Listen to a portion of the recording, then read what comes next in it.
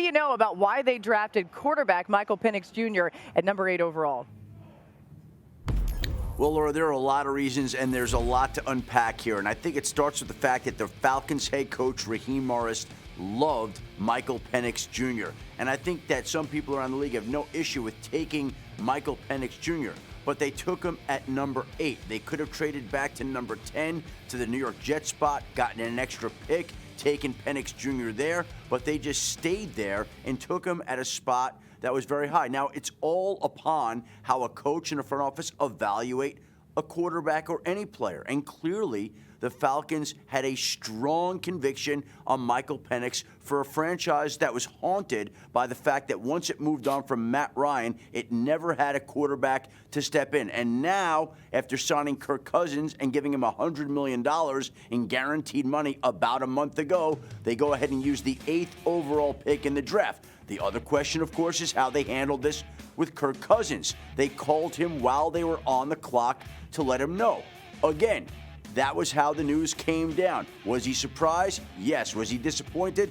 Obviously. But the fact of the matter is his agent, Mike McCartney, was just answering the question. Did you know in advance? No, he didn't, although they had some indication that the Falcons could go quarterback in the next 2 years. So this was the pick that had the league buzzing, that was the surprise pick of the night, and now we'll see how it plays out with Michael Penix being 24 years old already.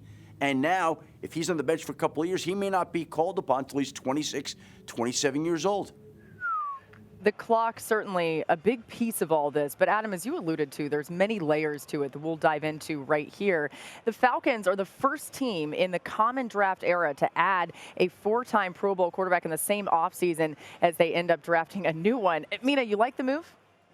I don't. I hate starting the show with a negative take, but I have a lot of issues with it, and I'm very confused by it, honestly, even after hearing some of the explanations.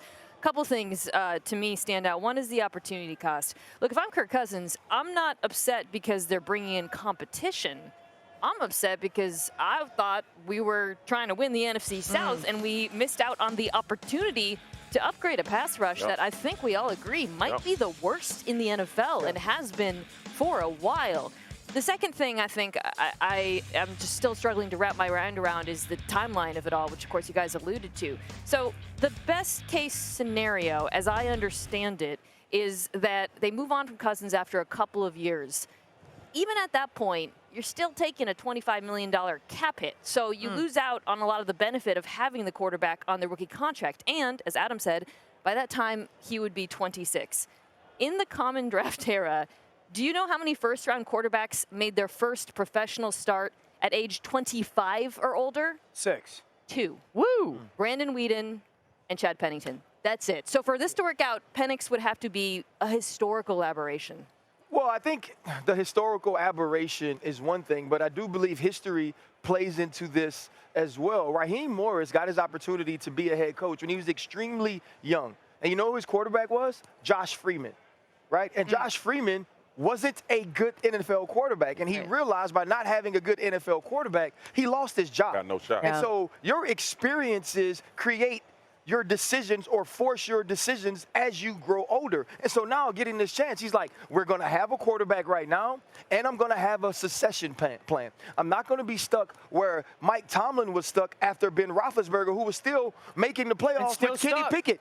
And because he's been making the playoffs with Kenny Pickett, he's never gotten a pick high enough to get a quarterback that's as good as Big Ben to be the successor to him. Right. And so I believe that that was the reason that someone like Raheem Morris says, okay, I'm at number 8. I view this guy in the same sort of category as a Caleb Williams or a Jaden Daniels. He's in my top 3, so I'm going to get him now. Now, I don't agree with the move. I believe you go and get the pass rusher, and along with Kirk Cousins, go out and try to win the NFC South right now. Yeah. He believes with Kirk Cousins, he's good enough to do that. They worked to get back into the first round and couldn't find a trade partner. Would I have done it if I was the GM? Absolutely not. Do I understand that our scars make us who we are today? I do. And I think that went into this decision. Mark, hold up on the tape real quick. Okay, so a couple things. First of all, this is the perfect example of what's the hardest job, in my opinion, of a general manager. You have to do now and the future. Yeah. And like, here's my pushback with the pass rusher philosophy. What happens if Atlanta and Terry Fontenot, their general manager, had Michael Penix as the second best quarterback in this draft, neck and neck with Jaden Daniels, and the top 3 player, and the pass rusher at 20? Yeah. Take the pass rusher at 8 just because we need a pass rusher? If Atlanta and Terry Fontenot, their general manager, had Michael Penix as the second best quarterback in this draft, neck and neck with Jaden Daniels, and the top 3 player, and the pass rusher at 20. Yeah. Take the pass rusher at 8 just because we need a pass rusher? You know what I'm saying? Well, it sounds like, I don't know if they had him at 20 if they were trying to trade up. I don't know exactly what they were. It wasn't 20, but yeah. Yeah. And also the best pass rusher of the draft to them as I think what you're really asking is, like, because I'm sure a lot of teams probably had, these quarterbacks ranked high on their boards, but you don't take a quarterback when you already have an expensive quarterback. So the question you're really asking is, how much do you have to have invested in the quarterback to not take the best player available? But here, okay, I get that. Here's my thing with the quarterback.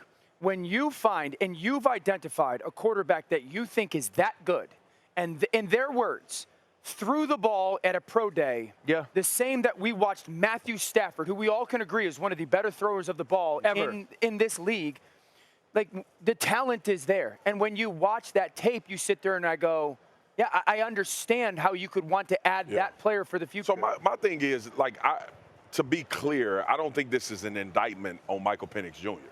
Like y'all said, we saw him have a phenomenal season this past year. You could justify taking him, even if it's a flyer, based on what he did this year. Obviously, the injuries are why we talked about him kind of negatively in this process. But imagine Michael Penix at 21 years old and have the season he had at Washington. He'd have been in the conversation with Caleb and Jaden Daniels. So cool.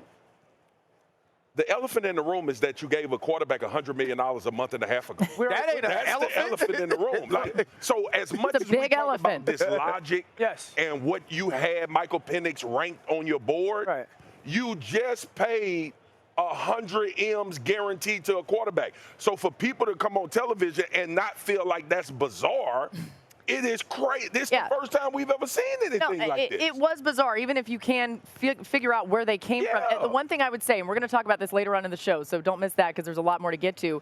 If the Falcons in that division struggle defensively, and it's because they didn't get a pass rusher or some pass rush help, people are going to say, point back to the draft.